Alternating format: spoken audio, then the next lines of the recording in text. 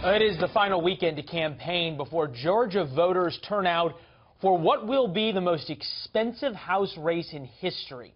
30-year-old Democrat and political newcomer Jon Ossoff is hoping to take the House seat that belonged to now HHS Secretary Tom Price. And Republican Karen Handel is trying to keep the seat red, and she is getting a lot of help. Let's bring in Atlanta Journal-Constitution political reporter Greg Bluestein for a little more on this.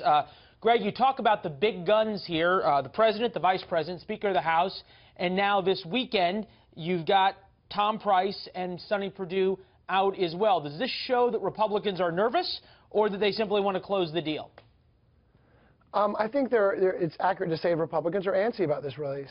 Poll after poll shows it to be basically a coin toss. I mean, he's up by 2, he's up by 3, she's up by 2 or 3 in many of these polls. So it's coming down to the wire. And today's event with Secretaries Tom Price and Sonny Perdue showed that they're really trying, Republicans are really trying these final stretch to rally the base around Karen Handel, because I think if the base comes out for her, it might be enough for her. You talk about the base coming out. Typically, the base comes out in early voting, and that seems to be pretty strong for Republicans so far. Let's take a look at least the latest poll from the Atlanta Journal-Constitution as it breaks down 51-44, Ossoff in the lead. Important to note, that was taken last week, early last week. Has a lot changed between now and then? I think it has. I think the race is a little tighter than that poll shows, and several other polls since then shows it neck and neck. And that explains also why Ossoff has sort of a two-track strategy. He's talking to liberals who want to stand up to Donald Trump, and he's also talking to moderates and conservatives who he says he hopes will support his message of cutting wasteful spending, because he needs at least a chunk of Republican support, maybe 10 or 15%, to win this district. You know, we think about the Georgia 6th congressional district. It was Newt Gingrich's district, Tom Price's district. It's a heavily Republican district, yet it seems as though the Democrat in this, Jon Ossoff, has a chance. Why? He does, and I think it's because he's talking a centrist-sounding message. He is appealing to two very different audiences.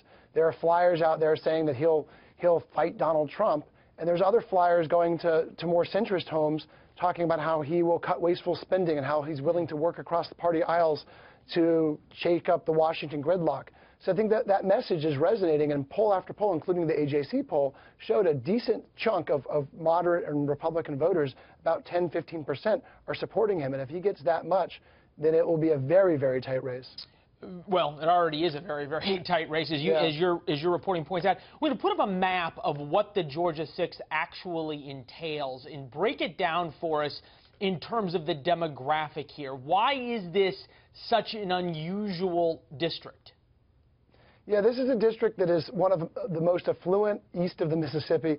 It's Atlanta's northern suburbs, going from East Cobb to North DeKalb. Republican strongholds. These are areas that Republicans have won for decades. I mean, Republicans have held this district since Jimmy Carter's era, even though the lines have changed a little bit since then. Johnny Isakson also once held this seat. Tom Price has held it since 2004 and won re-election by 62% of the vote just in November.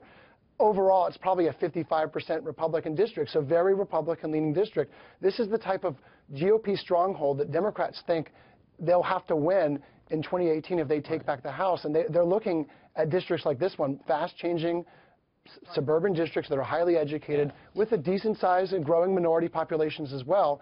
But they're trying to appeal to those voters who are skeptical of Donald Trump, and Donald Trump only won this district by about 1.5 points in 2016. Yeah, vast difference in terms of what Donald Trump won the district by versus what Tom Price, then the congressman from there, won the district by. Real quickly, when things are this tight, you oftentimes have a Monday surprise right before the election. Your reporting showing anything on the horizon like that, or have the battle lines pretty much been set? I think the battle lines have been set, and the polls show 2, 3, 4% of voters are undecided.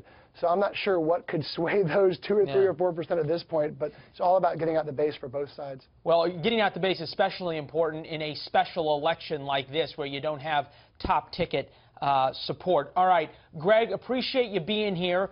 This race has a lot of implications. Next week, hopefully we'll have an answer by next weekend, depending on how close it is. Come back and talk to us about it. Let's hope so. All right, great reporting. Will do. Thank you. Thank you.